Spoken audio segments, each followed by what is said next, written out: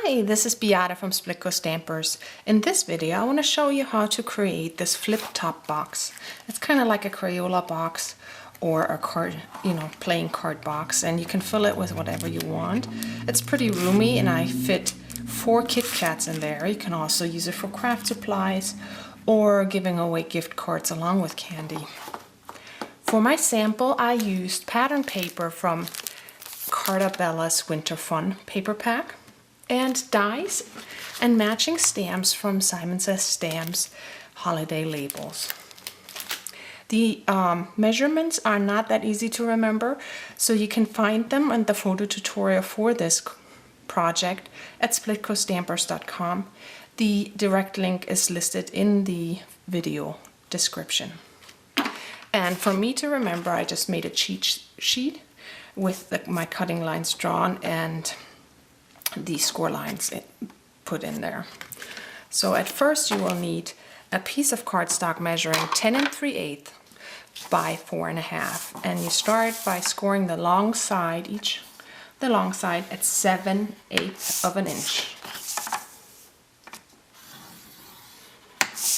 and then you score the 4 1/2 inch side at 1/2 inch and 1 1/2. The next measurement is 2 3/8. I don't have that on my Scor-Pal, but it's really easy to do. I just scoot my paper over to the 1/8 of an inch mark and score at 2 1/2.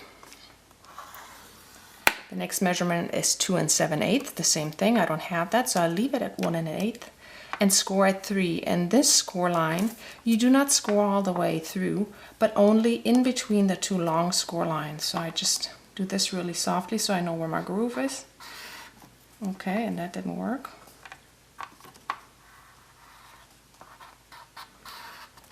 Okay, let's try that from the other side, because obviously, there we go. Sorry about that. Sometimes that happens. The next one is at 6 1/8. Again, I don't have that, so I leave it at 1/8 and score at 6 1/4. Then I have an easy one at 7, so I scoot it back, score at 7. And the last one is at 9 7/8, so I scoot it back to 1/8 of an inch and score at 10. And this one is just like that one other one where I just score in between my 2 long score lines. Otherwise you see a score line on the side of your box, and you don't want that. Now we're done with the scoring, and I just have to add a couple of markings for my cutting. On each side, mark at 1 inch the edge. We'll cut diagonal here. And then at the 2 7/8 line, scoot that over so it's easier. We mark it 1/2 inch in, which, since I moved it to the 3 inch line, would be at 3 1/2.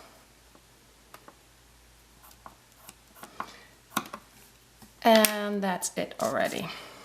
Then we take a scissor and just cut from the marking that I made to the score line, the 1/2 inch score line, so from 1 inch over to that, and then we cut that away. This will be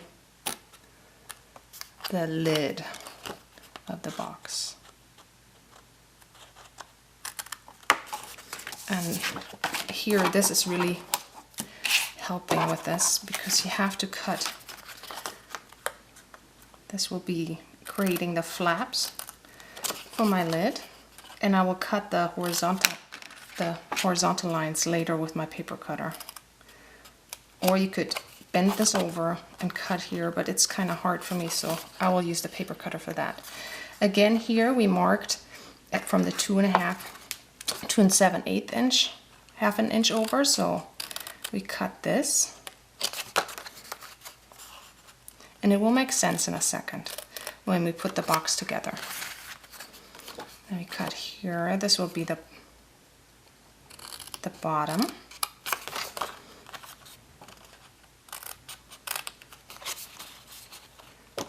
And we cut from the end all the way over to the 9 7/8 inch, and we cut that away.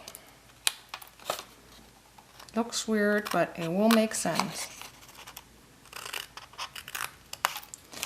Now I still have to cut those horizontal lines, and for that I use my paper cutter. And as you can see, I'm keeping my cheat sheet here because it's tricky otherwise to remember. Okay, so I line this up with my score line and cut from the cut that I made all the way down to the next score line. And I do the same. Well, here I cut up to the next score line. And I line up the other long score line and do the same thing to mirror the other side.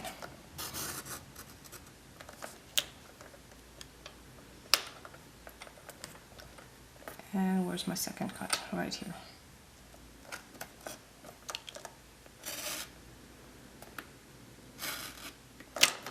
Okay, now we pre-fold this, and that will make more sense. My score tool makes it easier.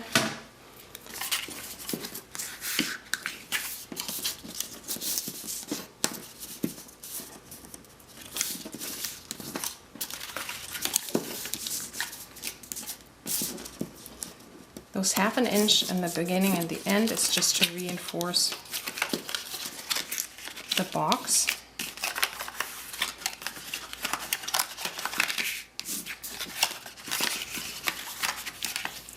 And I have to say, the first time I put it together, I was like, what? Okay, before we put it together, now it's the time to decorate if you want to. Because this will be the box front. Here where the more score lines are, this will be your top.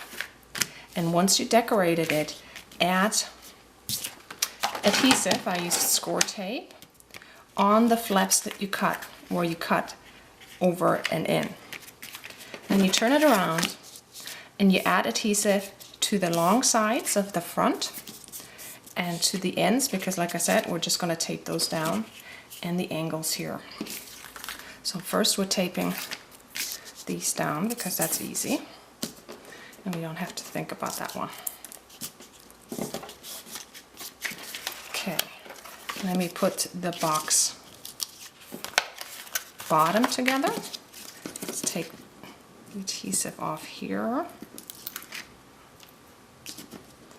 and here and fold it in and up. So let's fold it in, make sure my tab lines line up with my score lines, and then fold the edges up. Now it already looks more like a box, right? Now we do the same, putting our top together, fold this in,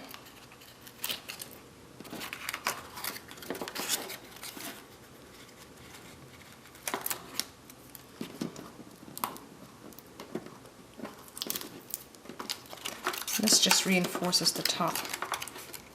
So line it up with that part of your box. Fold it over and then fold this back. It makes it easier to line up your little flaps.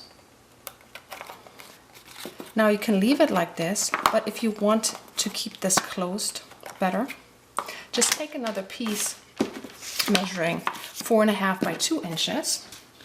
Get your Scor-Pal back out or another scoring tool and score at 7/8 on each side. So before you adhere it on the inside, I'll make it a stopper.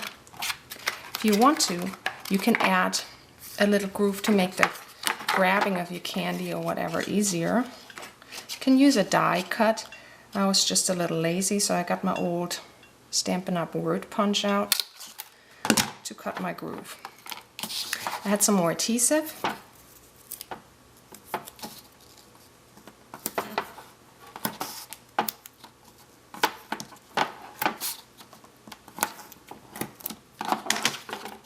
And then just tape that in. I don't have to show you how to tape, you know that. And that will help keep your box closed. Just line the side up with the edge of your box. Then just decorate it, and your box is ready to be given away. I hope you try it out.